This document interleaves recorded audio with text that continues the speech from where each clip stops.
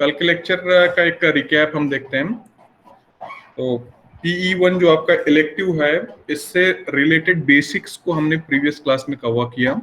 तो internet networking क्या होता है, इंटरनेट नेटवर्किंग में हमें क्या करना है, उससे रिलेटेड बेसिक फंडामेंटल्स हमने जो है कवर किए। तो इंटरनेट नेटवर्किंग का मेजर ऑब्जेक्टिव ही ये है कि across the network proper communication जो है एस्टेब्लिश करना, और प्रॉपर कम्युनिकेशन एस्टेब्लिश करने के लिए इंटर नेटवर्किंग करना, अक्रॉस द नेटवर्क्स जो है हमें डेटा वगैरह जो है शेयर करना है।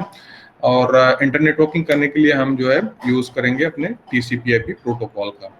तो नेटवर्क कॉमनेट हम क्या, it's nothing but communication system. और इस रेस्पेक्टिव नेटवर्क का यूज होता है for communication, for sharing resources, for improving productivity, and most important thing is to give the access as per the need or the demand of user, that is nothing but your anytime anywhere access. So we have seen the components like components of network like a protocol, connectors, computers, peoples, data, and application. Then we have done the comparison of standalone system versus your network system. In case of standalone systems, implements they are responsible for storing and processing data, whereas your network systems they are responsible for storing and processing data, and apart from that, they too are responsible for taking input from network, and as per the need, they too are responsible for sending the data on the network. In details को हमने cover किया.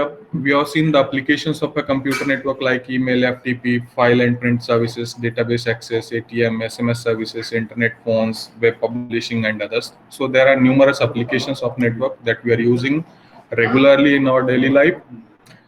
We've gone through the details related to the operations on network. Like in a network, data is broken in small units, and either we are terming them as a frame or packet. And the frame and packet, they are getting addressed either we are using physical address or logical address, and after addressing that respective data or packet is transferred from source to destination machine. We do utilize packet switch networks or intermediate nodes for carrying out store and forward propagation. So we have seen issues related to networking like network topology, medium, in the sense communication medium either wired or wireless, addressing, then connection establishment, routing, flow control, and error control. So we've gone through the details related to the expectations that we have from computer network or any network, like availability, reliability, predictable performance, must have desired performance, must meet the present and future needs, low cost, and others. तो ये previous details जो है हमने जितना previous slide तक था इसको previous class में हमने कवर किया था. Now will see the types of network. तो आप सब फैमिलियर हैं, कोई नई चीजें नहीं है. ये भी जो है बेसिक फंडामेंटल का ही पार्ट है, और इसे जो है कई बार पूछ लिया जाता है 2 नंबर के लिए यूनिट नंबर 1 में, क्योंकि यूनिट नंबर 1 आपका इंट्रोडक्टरी यूनिट है. तो जैसे यहाँ आप देख रहे हैं टाइप्स ऑफ नेटवर्क की यहाँ पे हम बात कर रहे हैं. So we have LAN, MAN, वैन एंड पैन. ये जो मेजर जो आपके नेटवर्क का कैटेगराइजेशन है, इससे आप सभी फैमिलियर हैं, सब इसका जो है यूज भी करते हैं, और कई बार आपने एग्जाम में अभी तक जो है राइट किया हुआ है. तो एक बार इसको हम फिर से यहाँ पे जो है देखते हैं. तो लैन लोकल एरिया नेटवर्क, वैन वाइड एरिया नेटवर्क, इसके कई एग्जांपल्स हैं जैसे कॉर्पोरेट हो गया, स्पेशल पर्पस नेटवर्क्स हो गए वैन में, एयरलाइंस से रिलेटेड हो गया, जनरल पर्पस नेटवर्क हो गया, आपका इंटरनेट हो गया. Then you are familiar with MAN, metropolitan area network. तो लैन, मैन से सभी फैमिलियर हैं. पैन का आप रेगुलर यूज करते हैं. तो पैन के केस में जो ब्लूटूथ डिवाइसेस हैं, उन ब्लूटूथ डिवाइसेस का यूज करके आप अपने सराउंडिंग में, ऑफिस में, घर में एक नेटवर्क फॉर्म करते हैं. उसे हम लोग पर्सनल एरिया नेटवर्क टर्म करते हैं. तो इसका रेंज जो है काफ़ी स्मॉल होता है, और जनरली इसको जो ब्लूटूथ से फॉर्म किया हुआ नेटवर्क रहता है, तो पिकोनेट और बाकी सब चीज़ें जो है इसको जो हम टर्म करते हैं. एक छोटा सा नेटवर्क जिसमें ब्लूटूथ टेक्नोलॉजी का मैक्सिमम केसेस में यूज होता है, इसका यूज करके पर्सनल एरिया नेटवर्क हम फॉर्म करते हैं। Then HAN, home or house area network, that contains within the user home, that connects persons digital devices and all.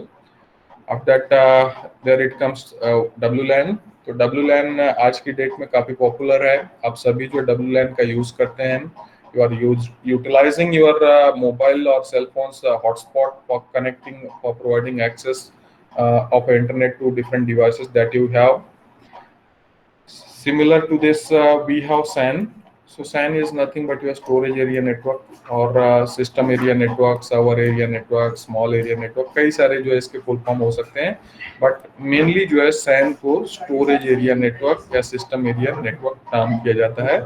और इसका यूज डेटा स्टोर करने के लिए करते हैं। तो सैन हुआ या पर्टिकुलरली आपका नैस हुआ, नैस का फुल फॉर्म होता है नेटवर्क अटैच स्टोरेज।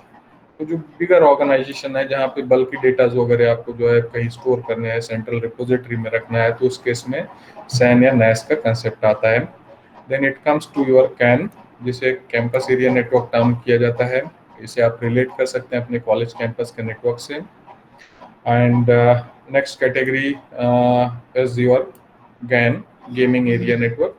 तो जहाँ पे गेम खेलने वाले या जो गेमर्स वगैरह हैं, ये नेटवर्क गेम्स जो प्ले करते हैं, तो ये अपने रिक्वायरमेंट के हिसाब से एक नेटवर्क फॉर्म करते हैं और उसका यूटिलाइजेशन गेम प्ले करने के लिए करते हैं। तो ये बेसिक जो है आपके टाइप्स ऑफ नेटवर्क हैं, इनको आप ध्यान में रखिए और जैसे इस पे क्वेश्चन आता है तो उसका प्रॉपर एक्सप्लेनेशन दीजिए। देन टाइप ऑफ नेटवर्क्स में ही पोलन है।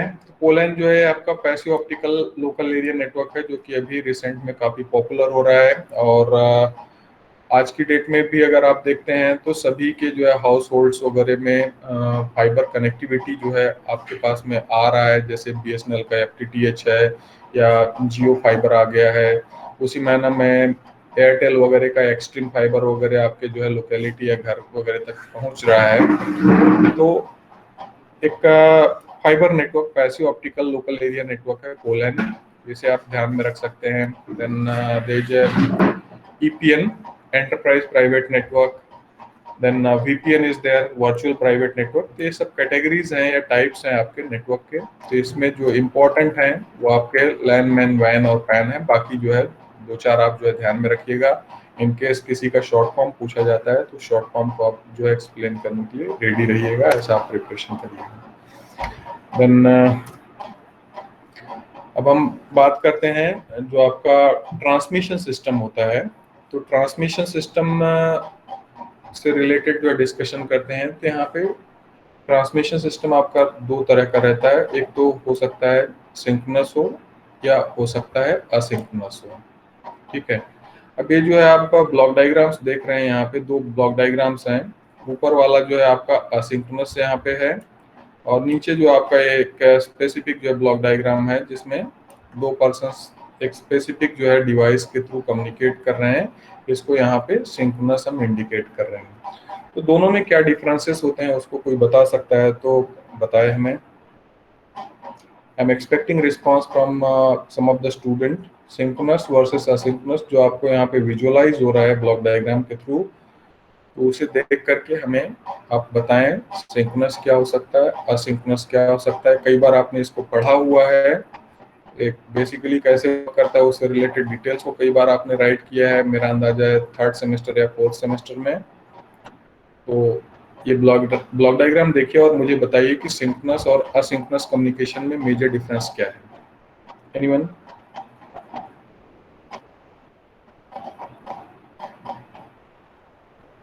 एनीवन? एसिंक्रोनस में डेटा कभी भी जा सकता है। हाँ, एसिंक्रोनस में डेटा कभी भी जा सकता है। हाँ, और सिंक्रोनस में टाइम टू टाइम जाता है, इंटरवल्स पे जाता है डेटा। अच्छा, और कोई student?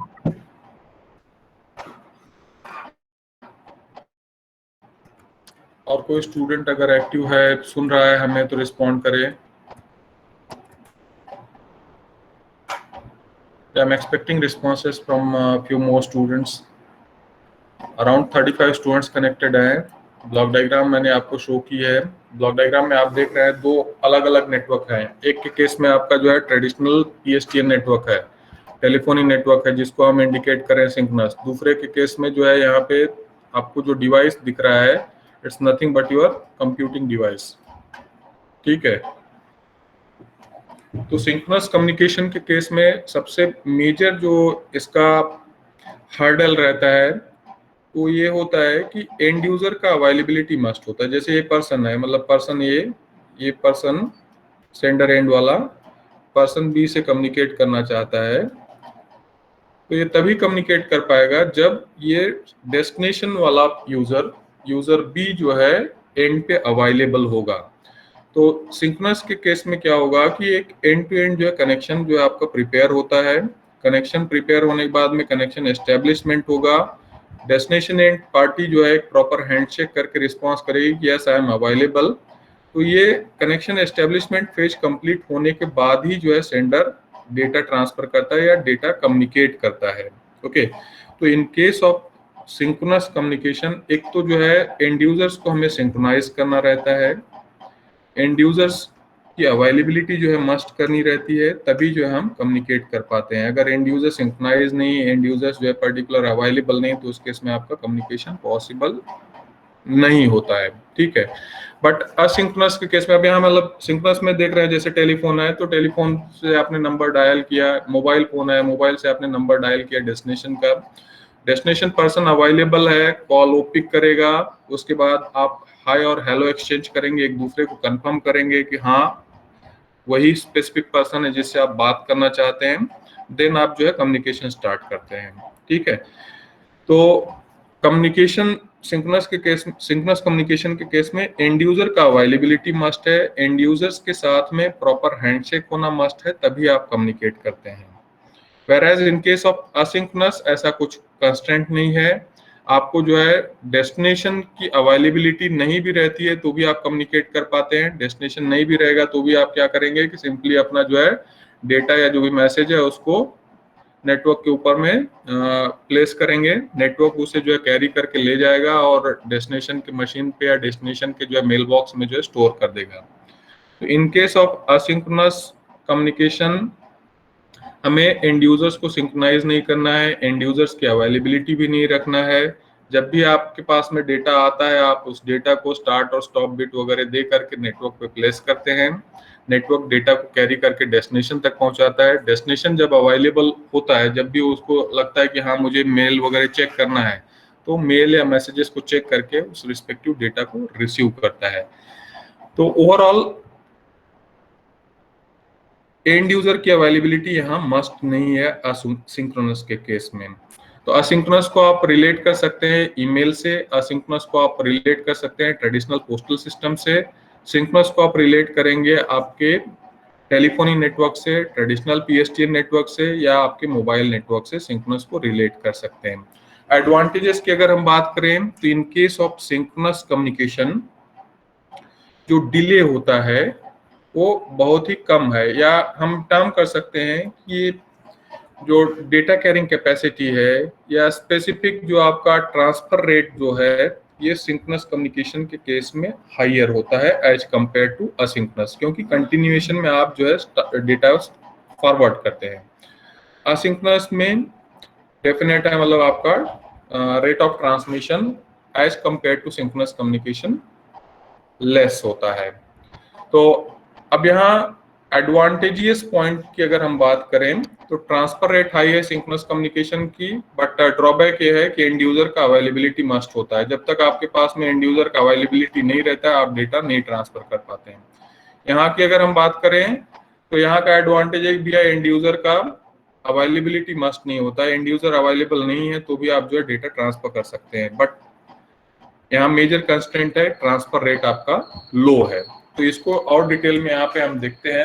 All of you are familiar with this block diagrams, you gone through all this block diagrams. इसको आपने जो है एग्जाम वगैरह में भी थर्ड या फोर्थ सेमेस्टर में जो है राइट किया होगा। अब यहाँ सिंक्रोनस ट्रांसमिशन के केस में देखिए सेंडर और ये रिसीवर है, ये दोनों को जो है आपस में प्रॉपरली सिंक्रोनाइज होना रहता है। अब इन दोनों के बीच में आपको समझाने के लिए कम्युनिकेशन चैनल है। इस रिस्पेक्टिव कम्युनिकेशन चैनल के ऊपर में आप सेंडर एंड से जो है डेटा बिट्स को एनकोड करते हैं। अगर आपका रिसीवर सेंडर से प्रॉपरली सिंक्रोनाइज है तो इसे मालूम है कि भाई हर 5 मिली सेकंड के बाद या 10 मिली सेकंड के बाद में मुझे जो चैनल को रीड करना है, मुझे चैनल पे आए हुए डेटा को डिकोड करना है। ठीक है, तो दोनों का सिंक्रोनाइजेशन होना मस्ट है। दोनों अगर प्रॉपरली सिंक होते हैं तो उस केस में ये जो है डेटा को लिफ्ट करेगा, डेटा को डिकोड करेगा, डेटा को रिसीव करेगा। इन केस इनमें प्रॉपर सिंक्रोनाइजेशन नहीं होता तो उस केस में डेटा लॉस वगैरह का पॉसिबिलिटी बनता है। तो जैसे मैंने बताया, सिंक्रोनस के केस में दोनों एंड यूजर का अवेलेबिलिटी मस्ट है। यहाँ पे आपका जो ट्रांसमिशन रेट है वो जो है काफी फास्ट है, क्योंकि आप कंटिन्यूएशन में जो है डेटा भेजते हैं। भले ही मतलब मान चलिए कि सेंडर के पास कोई डेटा नहीं है तो उस केस में उस रिस्पेक्टिव टाइम स्लॉट में वो जो है डमी बिट्स वगैरह भेज देगा, जिससे यूजर को जो है पता चल जाए कि हाँ इस समय उसके पास डेटा नहीं आ रहा, बट कंटिन्यूएशन में डेटा वगैरह वो फॉरवर्ड करेगा। ओके, तो इस ब्लॉक डायग्राम को जो आप थोड़ा सा समझ लीजिए। सेंडर कंटिन्यूएशन में डेटा चैनल पे डेटा को एनकोड करता है। रिसीवर जो है एक स्पेसिफिक टाइम स्लॉट के बाद में मतलब कंटिन्यूअसली उस रिस्पेक्टिव डेटा को रिट्रीव करता है, डेटा को जो है चैनल से डिकोड करता है और डेस्टिनेशन यूजर या रिसीवर को जो है हैंड ओवर करता है। असिंक्रोनस के केस में यहाँ पे देखिए क्या है। जैसे असिंक्रोनस केस में हम लोगों ने डिस्कस किया कि जब जरूरत रहेगी सेंडर के पास जब डेटा आएगा तो डेटा वो नेटवर्क के ऊपर में प्लेस करेगा। ठीक है, ऐसा उसके लिए कंपल्सन नहीं कि कंटिन्यूएशन में जो है डेटा वो ट्रांसफर करे। तो जब भी इसके पास डेटा अवेलेबल होता है तो वो एक स्टार्ट बिट जो है प्लेस करेगा। जैसे यहाँ पे 0, तो 0 is an indication of start bit. इसके बाद डेटा बिट यहाँ पे हो गया और उसके बाद वो जो है स्टॉप बिट देगा। तो स्टॉप बिट यहाँ पे जैसे 1 से इंडिकेट किया हुआ है, आप देख रहे हैं, तो 1 से जो है स्टॉप बिट को इंडिकेट कर रहे हैं। तो जब भी सेंडर के पास में डेटा होता है तो सेंडर क्या काम करेगा, it's going to place a start bit. Start bit is an indication that कि हाँ यहाँ से मेरा डेटा जो है बिगिन कर रहा है। उसके बाद वो जो है डेटा पैक करेगा। डेटा पैक करने के बाद में फिर एक जो है स्टॉप बिट देगा। तो stop bit is an indication that यहाँ पे आपका जो है डेटा पैक हो रहा है या ये जो है लास्ट बिट है, ये आखिरी का बिट है। तो इस मैनर में जो है स्टार्ट और स्टॉप बिट्स का यूज करके ये डेटा पैकेट्स को प्रिपेयर करके नेटवर्क चैनल के ऊपर में एनकोड करता है।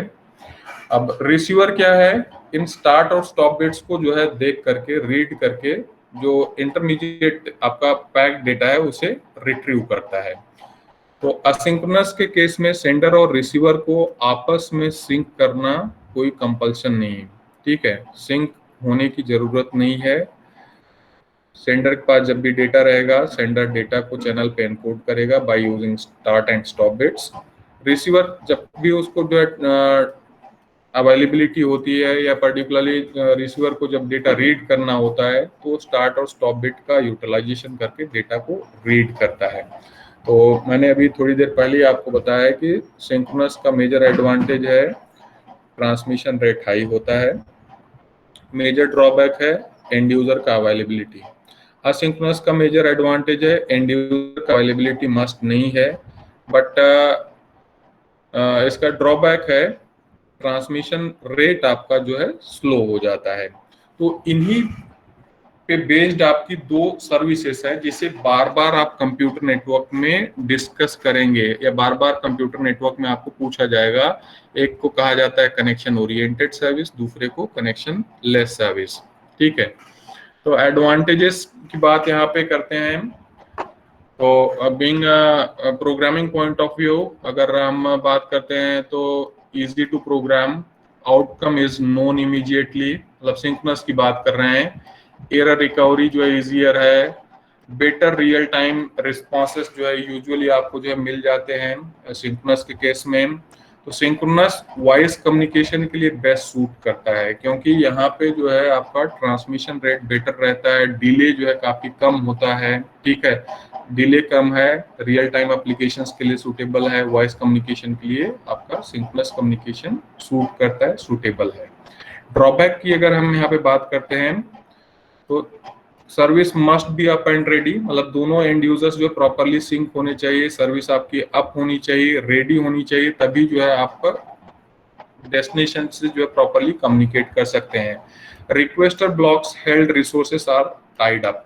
तो जैसे रिक्वेस्टर ब्लॉक्स जो है, मतलब जो भी रिसोर्सेस हैं ये प्रॉपरली टाइड अप होने चाहिए, क्योंकि जब तक आप एंड यूजर से कनेक्शन नहीं एस्टेब्लिश करते तब तक आपका कम्युनिकेशन जो है हो नहीं पाता है। तो इसलिए जो है काम किया जाता है कि ये जो है एक तरह से कनेक्शन ओरिएंटेड प्रोटोकॉल को जो है फॉलो करता है। कनेक्शन ओरिएंटेड टाइप का जो है एक एग्जाम्पल है। तो कनेक्शन ओरिएंटेड का मतलब ये होता है जब भी ए और बी आपस में कम्युनिकेट कर रहे हैं तो ये कम्युनिकेट करने के पहले एक जो है कम्युनिकेशन चैनल को जो है रिजर्व करेंगे। ठीक है, कम्युनिकेशन चैनल को रिजर्व करेंगे, एक दूसरे से हैंडशेक करेंगे, हैंडशेक होने के बाद में फिर उसी रिस्पेक्टिव कम्युनिकेशन चैनल या कम्युनिकेशन पाथ का यूज करके अपने डेटा को source to destination hand over करेंगे। तो ये जो है आपके सिंक्रोनस से रिलेटेड एडवांटेजेस और डिसएडवांटेज हैं। इसी मैनर में आपके असिंक्रोनस के एडवांटेजेस और डिसएडवांटेजेस हैं। तो एडवांटेजेस की बात अगर करते हैं तो यहाँ पे request need not be targeted to a specific server. तो किसी एक स्पेसिफिक सर्वर, किसी एक स्पेसिफिक रूट या पाथ के लिए जो है टारगेटेड नहीं होती है। Service need not be available when request is made. ठीक है, देन नो ब्लॉकिंग, तो रिसोर्सेस कुड बी फ्रीड। तो जैसे प्रीवियस केस में क्या हो रहा था कि भाई चैनल को रिजर्व करना है, चैनल रिजर्व रहेगा तो जब तक चैनल रिजर्व रहेगा तब तक कोई जो है बात नहीं कर पाएगा। जैसे कि आप देखते हैं एग्जाम्पल तौर पे टेलीफोन का आप यूज कर रहे हैं, मोबाइल का यूज कर रहे हैं, तो टेलीफोन या मोबाइल का यूज करके किसी पर्सन को आप अगर कॉल करते हैं, आपका कॉल कनेक्ट हो जाता है, तो जब तक आप बात करते रहेंगे तब तक कोई दूसरा पर्सन उस रिस्पेक्टिव टेलीफोन पे जो है बात नहीं कर पाएगा, क्योंकि वो रिसोर्सेस जो है रिजर्व्ड है। ठीक है, अगर कोई कॉल करता है तो आपको मैसेज आता है कि यूजर इज बिजी। ठीक है, तो वही यहाँ पे टर्म कर रहे हैं कि असिंक्रोनस के केस में ब्लॉकिंग नहीं होता, whereas in case of synchronous communication there is a blocking of resources. और ये जो है कनेक्शन लेस प्रोटोकॉल को पर्टिकुलरली अडॉप्ट करता है, connectionless type of services को जो है ये पर्टिकुलरली प्रोवाइड करता है। तो डिसएडवांटेज की बात अगर हम करते हैं तो रिस्पांस टाइम्स जो है अनप्रिडिक्टेबल हैं। आपको पता नहीं रहेगा कि कितनी देर में आपको रिस्पांस आना है, यूजर कब आपको रिस्पॉन्ड करेगा, ये जो है मेजर ड्रॉबैक है। एरर हैंडलिंग जो है यहाँ पे कंपैरेटिवली सिंक्रोनस कम्युनिकेशन के कंपैरिजन में कॉम्प्लेक्स है, और ये यूजुअली रिक्वायर करता है, मतलब कनेक्शन ओरिएंटेड प्रोटोकॉल जो डिजायर करता है। असिंक्रोनस के केस में भी रिक्वायरमेंट होती है, and harder to design apps. तो ये सब जो है ड्रॉबैक्स हैं असिंक्रोनस कम्युनिकेशन के। इसको आपने कई बार पढ़ा है, कई बार इससे रिलेटेड जो है डिटेल्स आपने जो एग्जाम में राइट किया है। तो ट्रांसमिशन मोड्स जो है तीन तरह के हैं, simplex mode, half duplex mode and full duplex mode. तो तीन जो है आपके मेजर ट्रांसमिशन मोड्स हैं। किसी को याद आ रहा है तो एक्सप्लेन कर सकता है, एनीवन?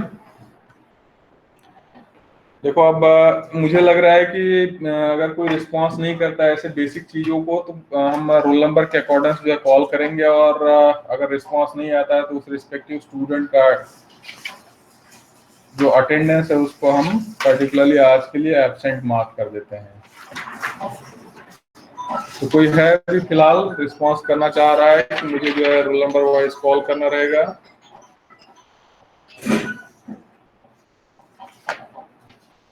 ठीक है, रोल नंबर 56 जी साई कृष्णा एब्सेंट हो गए हैं।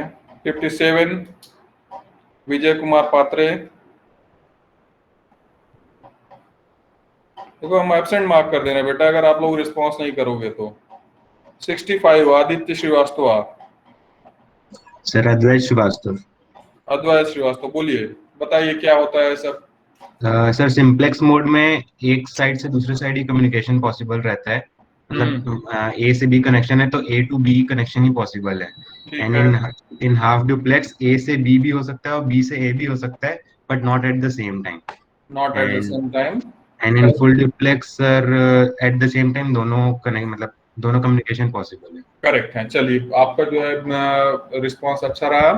तो सिंप्लेक्स में one way communication, half duplex में two way communication but one at a time, full duplex में बोथ डायरेक्शन कम्युनिकेशन होगा और साइमल्टेनियसली होगा, जो कि इन ब्लॉक डायग्राम्स के थ्रू आपको दिख रहा है। जैसे मेन फ्रेम से मॉनिटर की तरफ एक डायरेक्शन में जो है डेटा आपका फ्लो हो रहा है सिंप्लेक्स। हाफ डुप्लेक्स केस में वर्क स्टेशन 1 से वर्क स्टेशन 2 के बीच में जो है कम्युनिकेशन हो रहा है, दोनों डायरेक्शन में कम्युनिकेशन होगा बट एट अ टाइम जो है एक ही स्पेसिफिक जो है डायरेक्शन में डेटा जाएगा। ठीक है, so direction of data eight a time मतलब वन एट अ टाइम ही रहेगा। फुल डुप्लेक्स के केस में बोथ द डायरेक्शन कम्युनिकेशन आपका होता है। तो इन सबको जो है आपने कई बार पढ़ा है, कई बार लिखा भी होगा, मुझे ऐसा लग रहा है। इन केस नहीं पढ़ा है, नहीं लिखा है, तो इसे आप जो है एक बार रिकॉल कर लीजिए, रिवाइज कर लीजिए या नोट कर लीजिए। ओके, अब हम बात करेंगे डीटी और डीसी इंटरफेस की। ठीक है, तो यहाँ जैसे आपको दिख रहा है डीटी या DC standards, they try to define the mechanical, electrical and functional characteristics of connection between DT and DC. तो डीटी को जनरली हम क्या टर्म करते हैं, इट्स आइदर कंप्यूटर या एक स्पेसिफिक टर्मिनल है, फैक्स है, प्रिंटर है, या कोई भी पर्टिकुलर आपका कम्युनिकेटिंग डिवाइस है जहां पे आपका डेटा ओरिजिनेट होता है। तो डेटा ओरिजिनेट हो सकता है या डेटा पर्टिकुलरली वहां पे टर्मिनेट हो सकता है। तो डेटा ओरिजिनेट होना इन द सेंस वहां पे कोई फाइल आप प्रिपेयर कर रहे हैं, कोई फोल्डर आप प्रिपेयर कर रहे हैं, कोई डेटा आप वहां पे प्रिपेयर कर रहे हैं। तो जिस मशीन पे डेटा प्रिपेयर होता है या जिस मशीन पे डेटा जो है पर्टिकुलरली टर्मिनेट होता है, उसको डीटी टर्म करते हैं। तो यहाँ जो है दो एंड यूजर्स हैं, मान चलिए दो डीटीज हैं, एक डीटी से दूसरे डीटी पे डेटा हमें ले जाना है। ठीक है, तो DTs they are nothing but the producers और कंज्यूमर्स ऑफ योर डेटा। या तो डेटा प्रोड्यूस करेगा या तो डेटा वो कंज्यूम करेगा। क्लियर है? बट ये डेटा जो है प्रोड्यूस और कंज्यूम करने के बाद में उसे अगर नेटवर्क पे ले जाना है तो डेफिनेट है उसे किसकी हेल्प लेनी रहेगी, डीसीई की। Okay, without DCE it's not possible for any DT to interact with each other. तो डीसीई ही वो डिवाइस है जो कि आपको एक स्पेसिफिक प्रोविजन देता है कि आप नेटवर्क के थ्रू जो है कम्युनिकेट कर सकें। तो यहाँ जो डीसी है, डीसी से डीटी इंटरेक्ट करके मीडियम के ऊपर में जो है आपके डेटा को एनकोड करता है। डेटा जो है मीडियम के ऊपर एनकोड होकर के ट्रेवल करके डेस्टिनेशन डीसी तक जाता है। डेस्टिनेशन डीसी यहाँ पे आपके डेटा को रिट्रीव करता है या पर्टिकुलरली उसे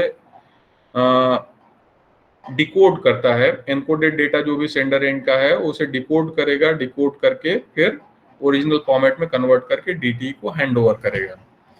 ठीक है, तो यहाँ कुछ डीसीज के नाम आप बता सकते हैं। डीसी का नाम एक यहाँ लिखा हुआ है, जानते हैं आप लोग इसको? ये क्या लिखा हुआ है, दिख रहा है आप लोगों को? हाँ, अद्वैत श्रीवास्तव के बाद में अंशु राठौर। Yes sir. हाँ बताइए, क्या दिख रहा है आपको? सर यही डायग्राम बनाया सर, डीटी डीसी अरे इंटरफेस। डायग्राम बनाए, लेकिन डीसी को क्या कहते हैं? डीसी के नीचे क्या लिखा हुआ है देखो, सेंडर एंड पे जो डीसी सर है, मॉडर्न मॉडर्न मॉडेम क्या होता है? सर मॉडर्न सर जिससे इंटरनेट कनेक्ट होता है सर, जस्ट लाइक एयरटेल का एक्सट्रीम। हाँ, तो मॉडेम का काम क्या होता है बता सकते हैं? सर कई बार आपने एग्जाम में लिखा होगा। वही इंटरनेट का ही काम करता है कुछ। नहीं, इंटरनेट का ही काम करते हैं, ठीक है, बट एग्जैक्ट काम क्या होता है? Anyone else? हाँ, डिजिटल कन्वर्ट करता है। आराम से लड़की, थोड़ा सा जो है माइक का जो है साउंड कम करो। सर डिजिटल फॉर्मेट में कन्वर्ट करता है। हाँ ठीक है, तो देखिए क्या होता था पहले, जो आपके घर में टेलीफोन लाइंस आती थी, दे आर एनालॉग लाइंस। ठीक है, तो एनालॉग लाइंस पे जो भी सिग्नल आता था उसको जो है डिजिटल में कन्वर्ट करके डीटी को हैंड ओवर करना, फिर डिजिटल जो भी डेटा है उसको जो है एनालॉग चैनल के ऊपर में एनकोड करना, ये जो है मॉडेम का काम होता था। तो ऐसे ही बहुत सारे जो है डिवाइसेस है, मतलब डीसी में एक जो हमने यहाँ पे मॉडेम का एग्जांपल लिखा, बट आज की डेट में जैसे मान चलिए कि आप दो कंप्यूटर्स के बीच में कम्युनिकेशन एस्टेब्लिश करते हैं, तो कंप्यूटर्स को कैसे आप ज्वाइन करते हैं एक दूसरे से? How you are connecting your computers with each other? Computers को एक दूसरे से कैसे कनेक्ट करते हैं? जैसे दो पीसी हैं भैया, इनको जो है हमें आपस में इंटरेक्ट कराना है। अब इंटरेक्ट कराने के लिए हम जो है मीडियम यूज करते हैं, वायर्ड मीडियम। तो वायर्ड मीडियम के थ्रू अगर हमें इंटरेक्ट कराना है तो हम एक स्पेसिफिक जो है कॉपर वायर लेंगे। कॉपर वायर में मतलब आपका यूटीपी या एसटीपी केबल रहेगा और उससे जो ज्वाइन कर देंगे। बट ऐसे जो है ज्वाइन हम दिखा रहे हैं इन द सेंस, ये केबल जो है कहाँ पे प्लग होता है आपके नेटवर्क में या आपके पीसी में? जो लैन सेगमेंट का केबल होता है आपके पीसी में, आप कहाँ प्लग करते हैं? एनीवन? मेरा क्वेश्चन समझ में आ रहा है आप लोगों को? नेटवर्क केबल जो है आप अपने पीसी में कौन से पोर्ट में प्लग करते हैं, कौन से डिवाइस में प्लग करते हैं? विनय, विनय अग्रवाल, विनय अग्रवाल है? अथर्व? Yes sir. बताइए। सर लैन पोर्ट रहता है सीपीयू में अलग से उसके लिए। लैन पोर्ट रहता है। लैन पोर्ट का क्या नाम है दूसरा?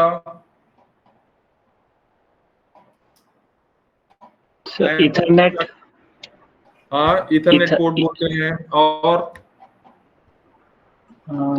सर दूसरे याद नहीं सर। ठीक है, तो करेक्ट है आपका। लैन पोर्ट है तो लैन पोर्ट, इथरनेट पोर्ट, या उसको जो है पूरे जो है पोर्ट का जो डिवाइस होता है उसे क्या कहा जाता है? NIC, network interface card. ठीक है, नेटवर्क इंटरफेस कंट्रोलर या पर्टिकुलरली नेटवर्क एडेप्टर भी टर्म किया जाता है। ठीक है, तो एक मशीन जो है आपका, उस मशीन में नेटवर्क एडेप्टर रहता है। नेटवर्क एडेप्टर में आप जो है केबल इंजेक्ट करते हैं, इंसर्ट करते हैं। और केबल इंजेक्ट या इंसर्ट करते हैं इन द सेंस RJ45 कनेक्टर से अटैच केबल को वहां पे इंसर्ट या इंजेक्ट करते हैं। तो आज के डेट में जो हमारे डेस्कटॉप्स या लैपटॉप्स हैं उसमें जो लगा हुआ आपका एनआईसी है, उसे क्या हम टर्म कर सकते हैं as a DC? NIC, network interface card या नेटवर्क इंटरफेस कंट्रोलर को हम डीसी टर्म कर सकते हैं या नहीं?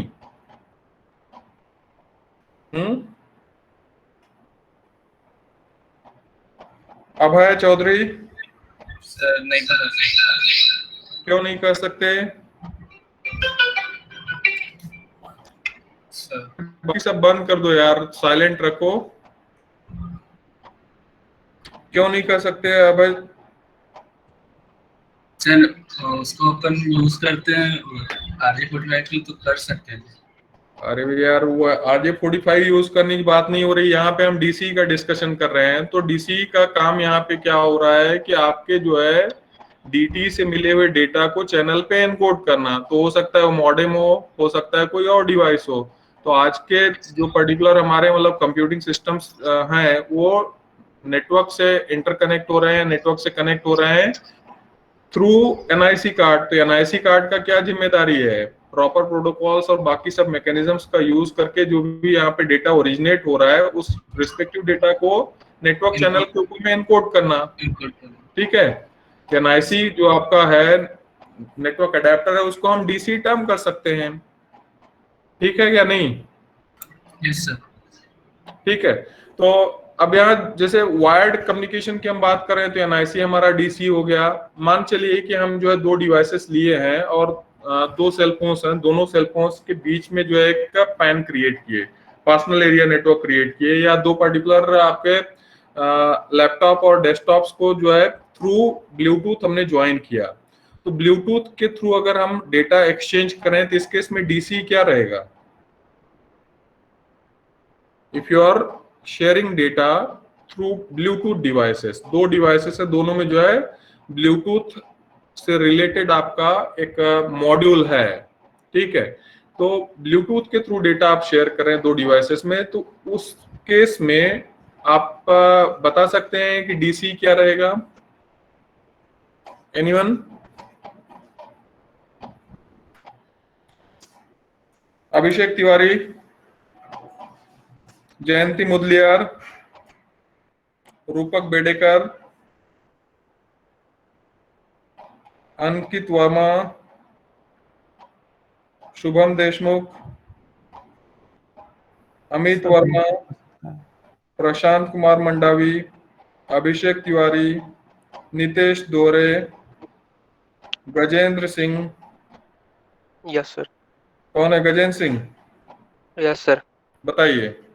हमारा क्वेश्चन है कि भाई दो डिवाइसेस हैं, दो सेल फोन आपने रखे हैं, या एक सेल फोन है या एक लैपटॉप है। इन दोनों के बीच में आपने एक कम्युनिकेशन चैनल प्रिपेयर किया हुआ है, ब्लूटूथ के थ्रू आप जो है डेटा एक्सचेंज कर रहे हैं। तो लैपटॉप में भी एक मॉड्यूल लगा हुआ है, सेल फोन में भी मॉड्यूल लगा हुआ है, दोनों आपस में जो है लिंकअप है, कम्युनिकेट कर रहे हैं। तो इसमें डीसी क्या रहेगा अगर आप ब्लूटूथ के थ्रू कम्युनिकेट कर रहे हैं तो? सर ब्लूटूथ ही एज ए डीसी काम करेगा सर। ब्लूटूथ ही एज ए डीसी काम करेगा। तो ब्लूटूथ ही in the sense Bluetooth module, yes sir. Bluetooth की जो सर्किटरी है वो एज ए डीसी काम करेगी। वैसे ही अगर हम हॉटस्पॉट यूज कर रहे हैं, हॉटस्पॉट या पर्टिकुलरली आपके सेल फोन में लगे हुए हॉटस्पॉट का यूज करके मल्टीपल जो डिवाइसेस को जो है ज्वाइन करा रहे हैं, कनेक्ट करा रहे हैं, तो इस केस में आपका डीसी क्या होगा?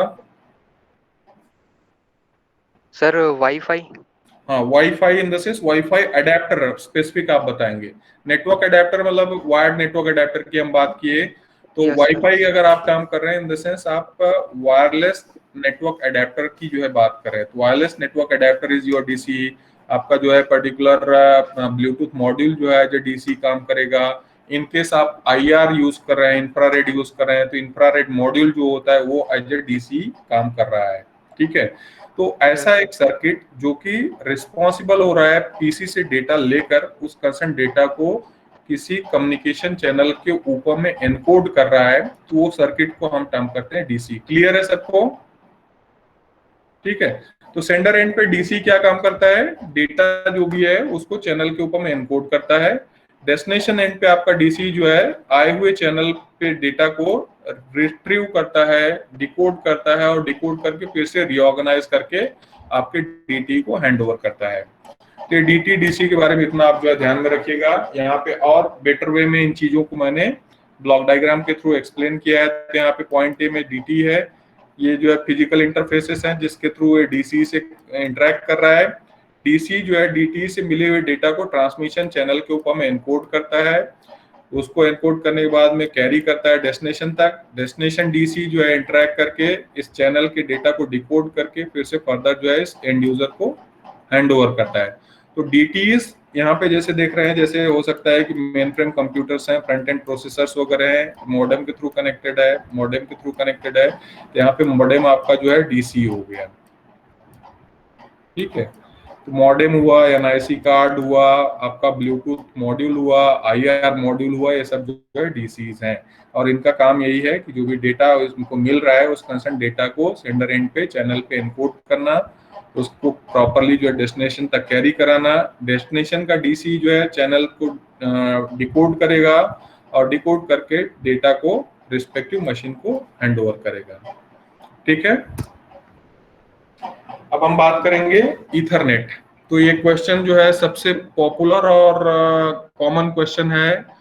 किसी भी स्पेसिफिक इंटरव्यू में आप जाते हैं और अगर इंटरव्यूअर को आप कहते हैं कि भैया आपने जो है कंप्यूटर साइंस इंजीनियरिंग की है, आपको जो है नेटवर्क का जो है नॉलेज है या टीसीपी/आईपी आपने लर्न किया हुआ है, कंप्यूटर नेटवर्क आपने लर्न किया है, तो पहला क्वेश्चन पूछेगा व्हाट इज ईथरनेट। तो ईथरनेट ये जो है आपका स्टैंडर्ड है and it's nothing but your IEEE 802.3। तो ये लैन का स्टैंडर्ड है। It's an dominant and widely used LAN technology. तो एक लैन का आपका स्टैंडर्ड है। लोकल एरिया नेटवर्क को आप 802.3 जो है अगर राइट करते हैं तो भी जो है काम हो जाता है। So ethernet is a way of connecting computers together in a local area network. Local area network में कंप्यूटर्स को कैसे कनेक्ट करना है उसका जो है वे प्रोवाइड करने का काम आपका IEEE 802.3 करता है।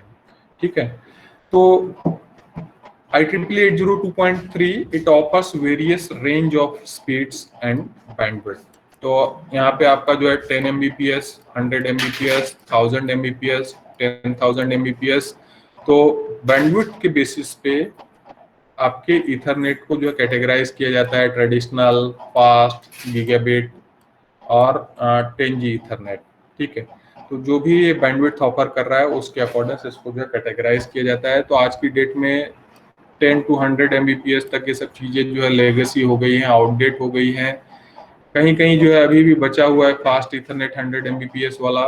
अपने कॉलेज कैंपस की कुछ लेबोरेटरीज में अभी भी जो है आपका 100 Mbps वाला फास्ट इथरनेट अवेलेबल है, बट धीरे धीरे ये सब चीज़ें रिप्लेस हो रही हैं और हम लोग जो है आइदर 10G पे स्विच कर रहे हैं या कम से कम जो है आपका 1000 Mbps वाला जो है गीगाबिट इथरनेट आपके कंप्यूटर लेबोरेटरीज वगैरह में डिप्लॉय किया जाता है। तो अब जैसे मान चलिए कि हमें 10G स्पीड जो है चाहिए, तो 10G स्पीड चाहिए इन the sense 10G speed compliant और 10G इनेबल जो है आपका DC होना चाहिए, 10G इनेबल आपका DT होना चाहिए, 10G इनेबल या गीगाबिट इनेबल्ड आपके जो है कम्युनिकेशन लिंक्स होने चाहिए, उसी से कंप्लायंट जो आपके कनेक्टर्स होने चाहिए, तभी आपको जो है प्रॉपर बैंडविड्थ मिलेगा या 10G स्पीड मिलेगी, अदरवाइज नहीं मिल पाएगा। ठीक है, तो एक मैं एग्जांपल यहाँ आपको देना चाहता हूँ, जस्ट टेक एन एग्जांपल कि एक आपके पास में जो है स्विचिंग डिवाइस है और ये स्विचिंग डिवाइस जो है इसका जो है कैपेसिटी है, मतलब हम टर्म करते हैं कि ये जो है फास्ट इथरनेट कंप्लायंट है। ठीक है, फास्ट इथरनेट कंप्लायंट आपका जो है डिवाइस है। मैं लिख नहीं पा रहा हूँ भाई, ये माउस से हम लिख रहे हैं तो थोड़ा सा आप समझ लीजिएगा। तो ये आपका जो है फास्ट इथरनेट स्विच है। इस फास्ट इथरनेट स्विच से हमने जो है मान चलिए कि यहाँ पे 2 या 3 मशीन्स को जो है कनेक्ट किया। तो एक आपका जो है मशीन है, ये 10G मशीन है। ठीक है, ये 10G कंप्लायंट है। ये जो लिंक है ये भी जो है 10G कंप्लायंट है। ठीक है, मतलब जो डिवाइस है जिसमें DC, DT सब जो है 10G कंप्लायंट है, कम्युनिकेशन चैनल या लिंक जो है 10G कंप्लायंट है, इससे रिलेटेड कनेक्टर्स वगैरह 10G कंप्लायंट है, बट ये जो स्विचिंग एलिमेंट है ये आपका फास्ट इथरनेट वाला है। तो यहाँ पे हमको कितना मैक्सिमम बैंडविड्थ मिल पाएगा? एनीवन या नीतीश दोहरे के बाद में, गजेंद्र सिंह के बाद में गुलशन कुमार, गुलशन, स्वामिल, मनीष कुमार, हेमंत, कौन बोल रहे हैं? सर स्वामिल बताइए, आपका क्वेश्चन समझ में आया? जो स्विचिंग एलिमेंट है फास्ट इथरनेट कंप्लायंट है, मीडियम, केबल, कनेक्टर, उसके बाद आपका जो DT और DC है वो 10G कंप्लायंट है। तो ये जो कनेक्शन है, इस कनेक्शन का यूटिलाइजेशन करके यहाँ पे इस पर्टिकुलर PC के पास में हम लोगों को कितना बैंडविड्थ मिल पाएगा? Sir 100 Mbps। क्या रीजन है 100 Mbps? हाँ सर, क्योंकि इथरनेट तो उसको फास्ट का ही लगा हुआ है। हाँ, मतलब यहाँ इथरनेट नहीं, मतलब ये जो आपका स्विचिंग डिवाइस है, तो स्विचिंग डिवाइस जो है फास्ट इथरनेट है, इसका मैक्सिमम कैपेसिटी कितना है? 100 Mbps। इसके ऊपर ये जो है मतलब इसको सर्व नहीं कर पाएगा। ठीक है, बाहर से जैसे मान चलिए कि भले ही डेटा बहुत फास्ट आ रहा है, बट इसकी कैपेसिटी क्या है? 100 Mbps ही प्रोवाइड करने की। यहाँ भले ही जो है इसकी जो है बैंडविड्थ 10,000 Mbps की है, बट देन टू आपको जो है यहाँ पे मैक्सिमम बैंडविड्थ मिलेगा 100 Mbps। तो अगर आप एप्रोप्रिएट बैंडविड्थ रियलाइज करना चाहते हैं, जैसे मान चलिए कि आपको 10,000 Mbps या 10G स्पीड चाहिए, तो उस केस में 10G कंप्लायंट आपका जो है DT चाहिए, 10G कंप्लायंट DC चाहिए, 10G कंप्लायंट आपका जो है यहाँ पे जो केबल या कनेक्टर है वो होना चाहिए, साथ साथ जो स्विचिंग एलिमेंट है वो भी 10G कंप्लायंट रहेगा, तभी आपको 10G स्पीड आपके एंड डिवाइस पे मिलेगी, अदरवाइज नहीं मिलेगी। तो hope the point is clear to all of you. सबको ये पॉइंट क्लियर है? अब हम बात करते हैं बैंडविड्थ और थ्रूपुट क्या है। ठीक है, तो रीड कीजिए, देखिए यहाँ पे लिखा हुआ है बैंडविड्थ क्या कहता है कि ये डिस्क्राइब करता है maximum data transfer rate of a network और चैनल। ठीक है, या हम टर्म कर सकते हैं कि एक स्पेसिफिक चैनल जो है उसका maximum data carrying capacity bandwidth कहलाता है। ओके, और थ्रूपुट को हम टर्म करते हैं कि amount of data move successfully from one place to another in a given period of time, या हम ऐसा भी कर सकते हैं कि एक्चुअल डेटा जो कैरी होता है एक स्पेसिफिक टाइम इंटरवल में उसको हम थ्रूपुट कहते हैं। तो इसे अच्छे तरीके से एक्सप्लेन करने के लिए मैं आपको एक एग्जांपल देना चाहता हूं। जस्ट टेक एन एग्जांपल कि एक ये वाटर पाइप है हमारा, इसको आप अपने जो है मीडियम से रिलेट कीजिए, आप इसको कॉपर या फाइबर से रिलेट कीजिए। तो कंसिडर कीजिए कि ये जो आपका वाटर पाइप है इसका कैपेसिटी है 1000 लीटर्स जो है वाटर को पर सेकंड फ्लोट करने का। ठीक है, तो 1000 लीटर्स वाटर पर सेकंड फ्लोट करने का कैपेसिटी आपके इस रिस्पेक्टिव वाटर पाइप का है। तो इसको हम क्या टर्म करेंगे, इसका बैंडविड्थ क्या हो गया? अगर इसको, इस पर्टिकुलर वाटर पाइप को हम अपने कम्युनिकेशन चैनल से रिलेट करते हैं तो उस केस में इसका बैंडविड्थ क्या हो गया? 1000 लीटर्स पर सेकंड, मतलब मैक्सिमम डेटा कैरिंग कैपेसिटी को हम टर्म करें बैंडविड्थ। क्लियर है?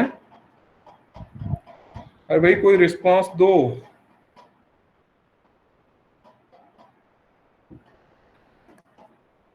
हेमंत अग्रवाल हैं, प्रतीक साहू, अभिषेक कुमार राठौर। Yes sir. कौन? Yes sir. हाँ, यस सर। क्या नाम है? दोनों सर, बताओ अभिषेक। अभी। हाँ, अभिषेक पहले बता रहे हैं। हाँ सर, ये 1000 बैंडविड्थ क्या होता है कैसे? सर, इसमें जितना ज्यादा मैक्सिमम जो डेटा ट्रांसफर होगा उसको बैंडविड्थ। क्या मतलब जितना ज्यादा मैक्सिमम डेटा ट्रांसफर होगा किसी भी चैनल से। हाँ, तो किसी चैनल का मैक्सिमम डेटा कैरिंग कैपेसिटी जो है उसको हम टर्म करते हैं बैंडविड्थ। यहाँ जैसे मैंने आपको रिलेट करने के लिए बताया भैया एक वाटर पाइप है, इस वाटर पाइप का जो है मैक्सिमम कैपेसिटी है 1000 लीटर्स पर सेकंड वाटर को फ्लोट करने का। तो इसका बैंडविड्थ क्या हो गया? Sir 1000 litre.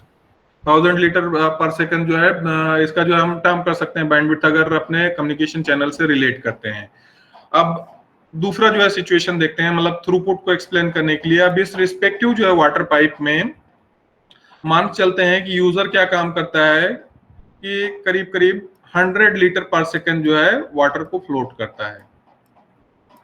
ठीक है, 100 लीटर पर सेकंड वाटर को फ्लोट करता है। तो वाटर फ्लोट होगा कि नहीं इस रिस्पेक्टिव पाइप से? 1000 लीटर कैपेसिटी वाले वाटर पाइप के थ्रू आप 100 लीटर पर सेकंड जो है वाटर फ्लोट कर सकते हैं या नहीं? हाँ या ना? बेसिक क्वेश्चन है यार, आराम से जो है फ्लो होगा। ठीक है, अब जैसे मैक्सिमम कैपेसिटी है 1000 का, बट हम उसका यूटिलाइजेशन कर रहे हैं 100 के लिए या 200 के लिए, तो थ्रूपुट क्या होगा यहाँ पे? अभी जैसे मतलब हम बात कर रहे हैं 100 लीटर पर सेकंड अगर हम फ्लोट कर रहे हैं किसी एक स्पेसिफिक मोमेंट पे, तो उसका थ्रूपुट अभी फिलहाल क्या हो गया? 100 लीटर्स, या पर्टिकुलरली 200 लीटर फ्लोट कर रहे हैं तो 200 लीटर्स हो गया। तो थ्रूपुट को हम टर्म करते हैं actual data carried by A respective channel.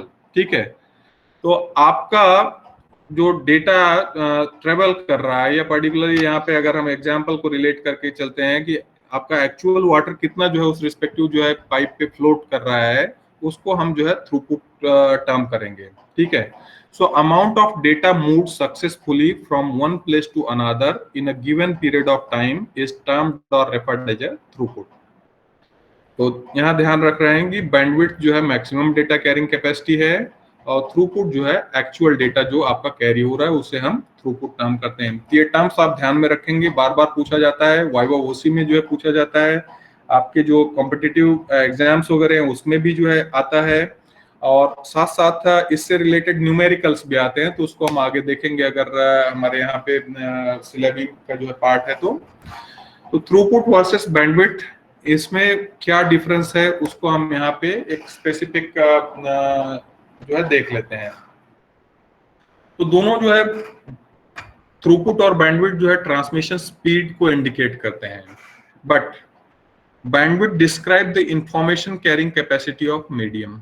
जैसे मैंने बताया कि भाई मीडियम का इंफॉर्मेशन या डेटा कैरिंग कैपेसिटी जो है आप बताता है आपका बैंडविड्थ, और थ्रूपुट जो है डिस्क्राइब करता है कि एक्चुअल उस रिस्पेक्टिव मीडियम का आप कितना यूज कर रहे हैं। ठीक है, जैसे 1000 लीटर पर सेकंड फ्लोट करने का जो है मैक्सिमम कैपेसिटी है, बट उसका आप उपयोग क्या कर रहे हैं, 10% कर रहे हैं, आप 5% कर रहे हैं, तो 5% यूज कर रहे हैं, 10% यूज कर रहे हैं, 20% यूज कर रहे हैं, वो जो है आपका थ्रूपुट हुआ। So to understand the basic difference between throughput and bandwidth, think about a highway. तो एक हाईवे का यहाँ पे एक एग्जांपल मैं आपको बता रहा हूँ। एक हाईवे है, इस रिस्पेक्टिव हाईवे पे जो है 24 कार्स जो हैं, अगर बम्पर टू बम्पर ड्राइविंग होती है तो 24 कार्स पर सेकंड जो है उस रिस्पेक्टिव हाईवे पे मूव कर सकती हैं। जैसे 2 लेन का हाईवे है और एट अ टाइम जो है मतलब 24 कार्स जो है पास हो सकती हैं। 2 लेन है, 4 लेन है, 6 लेन है, वो जो भी है आप उसको समझ लीजिए। तो एक हाईवे है और उस हाईवे का जो है कैपेसिटी है 24 कार्स जो है पर सेकंड पास करने का। बट प्रैक्टिकली क्या होता है कि जरूरी नहीं कि आप बम्पर टू बम्पर ड्राइविंग करें और 24 कार्स को जो है पास करें। हो सकता है 4 कार्स जा रही हैं, हो सकता है 10 कार्स जा रही हैं। तो हाईवे का कैपेसिटी क्या है, 24 कार्स पर सेकंड जो है पर्टिकुलरली हैंडल करने का। बट रियलिटी में जो है 5 या 10 कार्स जो है पास हो रहे हैं। तो 24 कार्स जो हो गया आपके हाईवे का बैंडविड्थ हो गया। बट थ्रूपुट की अगर हम बात करते हैं तो रियलिटी में कितने जो है कार्स वहां पे पास हो रहे हैं, 4 हो रहे हैं, 10 हो रहे हैं, 20 हो रहे हैं, वो जो है आपका थ्रूपुट हो गया। तो इसी को ये जो है इस ब्लॉक डायग्राम में मैंने इंडिकेट किया है। यहाँ पे देखिए ब्लॉक डायग्राम में जैसे बैंडविड्थ को मैंने इंडिकेट किया है कि 24 कार्स पर सेकंड आपके पास हो रहे हैं। मतलब यहाँ पे आपको दिख रहा है bumper to bumper driving, bumper to bumper जो है कार्स जो है आपके जो है ड्राइवर्स जो है ड्राइव कर रहे हैं। बहुत ही कंजेस्टेड जो है ट्रैफिक का या कंप्लीट जो है चैनल का यूटिलाइजेशन करके 24 कार्स पर सेकंड आपका जो है हाईवे या जो भी पाथ है वो कैरी करा रहा है। बट रियलिटी में क्या हो रहा है, यहाँ पे देखिए हम इतने कार्स को जो है वे न देते हुए रियल में हमारे जो है 20 कार्स या 25 कार्स जो पास हो रहे हैं। तो ये 20 या 25 कार्स क्या हो गए, ये जो है थ्रूपुट हो गया। यहाँ पे जो है फुल कैपेसिटी का यूटिलाइजेशन, मैक्सिमम कैपेसिटी को हम टर्म करेंगे बैंडविड्थ, और एक्चुअल कितना जो है यूटिलाइज हो रहा है उसको हम टर्म करेंगे थ्रूपुट। ये पॉइंट क्लियर है सभी को? क्लियर है कि नहीं भैया?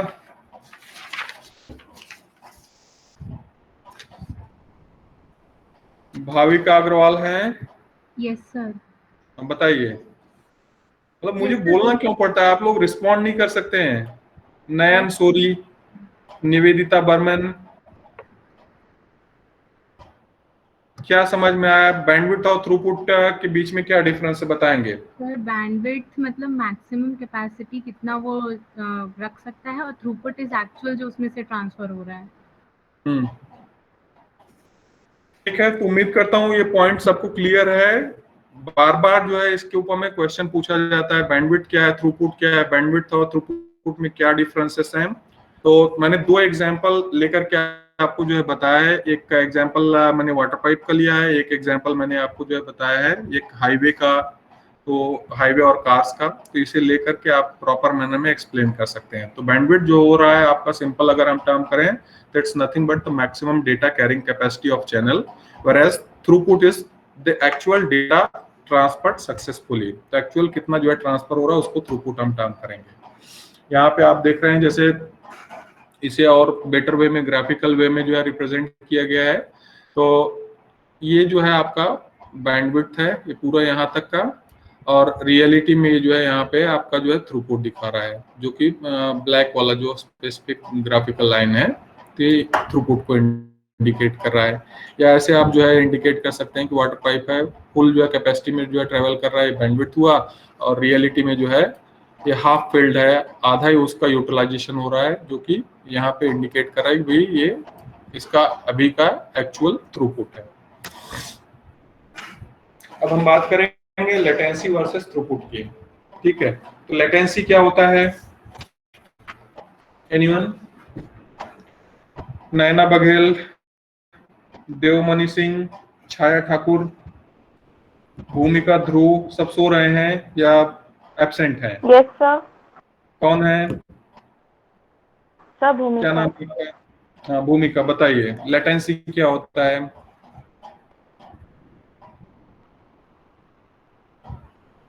लेटेंसी नहीं मालूम है तो डिले आप बताइए क्या हो सकता है?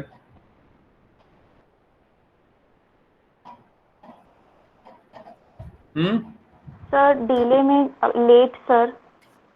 डिले मतलब लेट, तो कम्युनिकेशन के टर्म में लेट क्या होगा?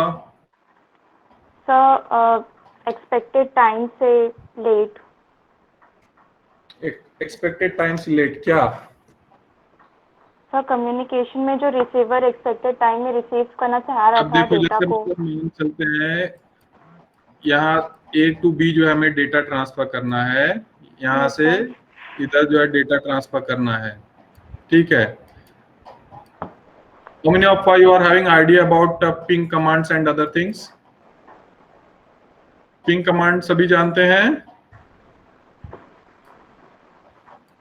जानते हैं या नहीं सभी? या अभी जो इंटरेक्ट कर रहे हैं स्टूडेंट जान रहे हैं आप? क्या नाम है आपका? सर भूमिका। हाँ, भूमिका। भूमिका के बाद में कौन है स्टूडेंट? अनुकूल देवांगन, अनुकूल देवांगन, आकांक्षा, जयप्रकाश वर्मा, अंकित, ये सब एब्सेंट हैं अगर नहीं रिस्पॉन्ड कर रहे हैं तो। हर्षद खेड़कर, हर्षद, श्रेया भद्र, श्रुति जैन, राजसृजन तिवारी, खुशबू चावरे, महिमा देवदास, संपदा चोपड़े, लोरी, सब एब्सेंट हम मार्क कर रहे हैं। अनुप कुमार, स्वाति, कौन? मैं अटेंडेंस मैं अटेंडेंस नहीं बोल रहा हूँ, अगर आप रिस्पॉन्स नहीं करेंगे तो आपको एब्सेंट मार्क कर दिया जाएगा। हाँ, तो 1 by 1 जिनका जो मैंने नाम कॉल किया आप हमें बताएंगे लेटेंसी क्या है। Sir 92 sir. सर अगर जो कमांड देने के बाद रिसीवर को अगर लेट इंफॉर्मेशन या रिस्पॉन्ड हो रहा है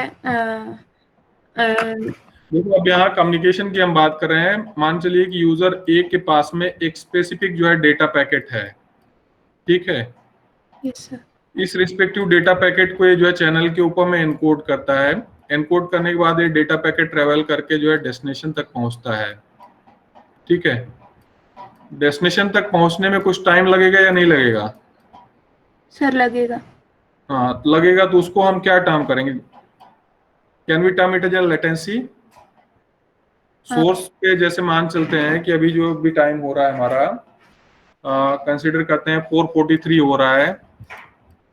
हाँ, 4:43 पे जो है यहाँ से जो है डेटा, आपका डेटा पैकेट यहाँ पे आपने जो है चैनल के ऊपर में एनकोड किया। हो सकता है कि ये जो है आपको समझाने के लिए 4:44 पे यहाँ पे जो है पहुंच रहा है, मतलब यहाँ पे डिले हुआ। डिले कितने मिनट्स का या कितने सेकंड्स का हुआ? 1 मिनट का। 1 मिनट का डिले हुआ। तो इसी को जो है लेटेंसी जो है टर्म करते हैं, ठीक है? मतलब सोर्स टू डेस्टिनेशन जो है, जो भी आप एक पैकेट फॉरवर्ड करते हैं तो उस पर्टिकुलर पैकेट को पहुंचने में लगने वाले टाइम को हम टर्म करेंगे डिले, या उसे टर्म करेंगे लेटेंसी, ठीक है? लेट यही हुआ, मतलब आपका डेटा पैकेट यहाँ लेट पहुंच रहा है, उतना जो है टाइम जो है वो कंज्यूम कर रहा है। क्लियर है सबको? Yes sir. क्या नाम है? यस सर, पहले आप बताओ। Yes sir. अरे भाई यस सर जो पहले बोले हैं, student boy. Sir Devmani Singh. Devmani सोता रहता है, तुम लॉग इन करके गायब हो जाता है? नहीं सर, नहीं हुआ था सर, सुन रहा था। क्या नहीं हुआ है? इधर जो है चालू कर दिया सर, कुछ तो भी बकवास कर रहे हैं, हम बैठे हुए हैं अपना गाना सुनते हुए। नहीं नहीं सर, ऐसा बात नहीं है सर। ऐसा ही है यार। तो लेटेंसी और जिटर की हम यहाँ पे जो है बात कर लेते हैं। So latency is defined as a time taken for source to send a packet of data to a receiver. तो सेंडर जो है एक स्पेसिफिक डेटा पैकेट को डेस्टिनेशन तक पहुंचाने में जो टाइम लेता है उसे हम क्या टर्म करते हैं? लेटेंसी, ठीक है? पिंग कमांड कितने लोग जानते हैं? पिंग कमांड कितने लोग जानते हैं आप में से जितने भी प्रेजेंट हैं? अंकित तलरेजा, हर्षद खेड़कर, श्रेया भद्रा, यहाँ तुम पहुंच गए थे लोरी तक।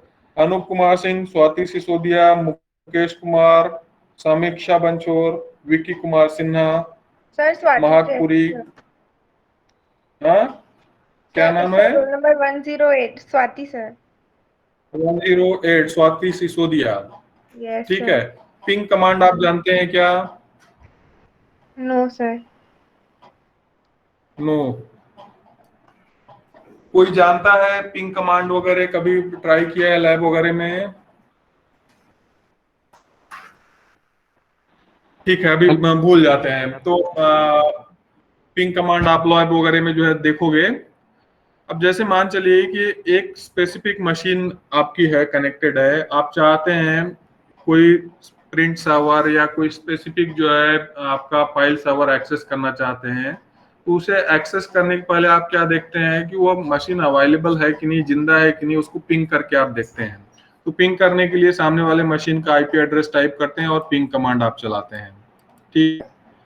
पिंग, इसके बाद में यहाँ पे आप तो डेस्टिनेशन का आप टाइप करते हैं और टाइप करने के बाद में क्या होगा कि पिंग कमांड यहाँ से एक स्पेसिफिक पैकेट भेजेगा। कहाँ पे? इस रिस्पेक्टिव एड्रेस पे। तो ये रिस्पेक्टिव एड्रेस यहाँ पे बी है। यहाँ से एक डेटा पैकेट यहाँ पे जाएगा। जाने के बाद अगर ये अलाइव रहता है तो उस केस में यहाँ पे आकर के रिस्पॉन्स देगा कि भैया हाँ वो जिंदा है, I am getting response from machine B. और साथ में जो है वो एक पैरामीटर रिटर्न करता है RTT। RTT in the sense, इसका फुल फॉर्म नोट कर लीजिएगा, RTT stands for round trip time, यहाँ पे लिखा हुआ है, ठीक है।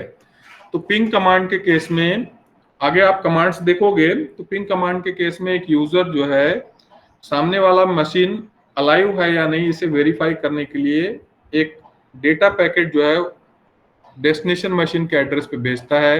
डेटा पैकेट ट्रेवल करके वहां पे जाएगा। अगर ये मशीन वहां पे अलाइव रहती है तो उसको जो है फिर से वहां से रिस्पांस लेकर के रिटर्न आएगा। मतलब एक पैकेट जाना और आना, इसी को बोला जाता है RTT। तो RTT हो सकता है मतलब आपका 128 मिलीसेकंड रहे या 200 मिलीसेकंड रहे या 300 मिलीसेकंड रहे, ठीक है। तो ये डिपेंड करता है।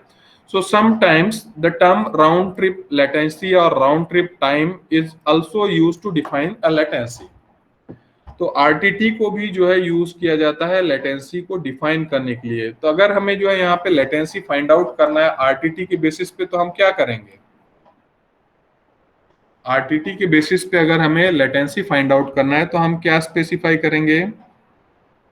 लेटेंसी को हमने क्या टर्म किया?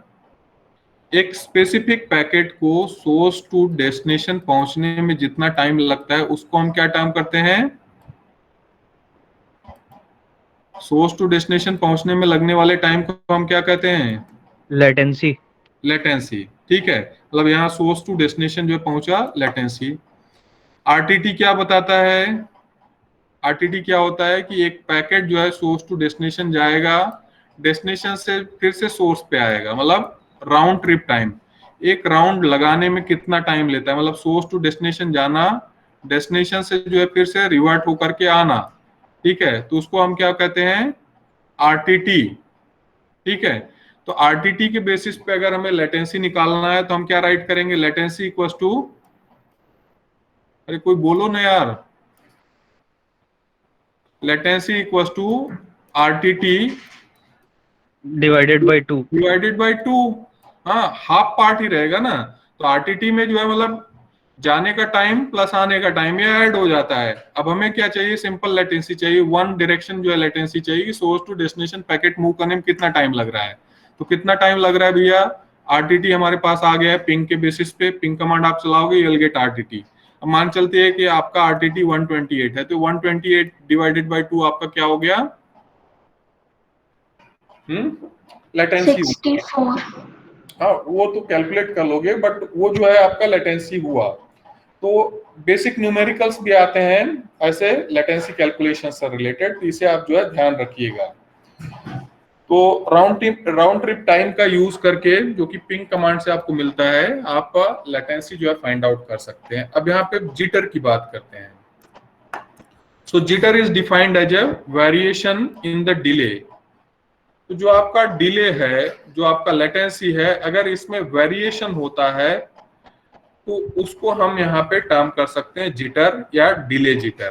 ठीक है, जैसे ऑन एन एवरेज आपको जो है लेटेंसी मिल रही है 150 मिलीसेकंड की, बट अगर ड्रेस्टिक जो है वेरिएशंस होते हैं, 150 की जगह पे 80 हो जा रहा है या 150 की जगह पे 200 हो जा रहा है, तो उस केस में हम जो है उसे डिले जिटर वगैरह टर्म करते हैं। क्लियर है? तो यस सर।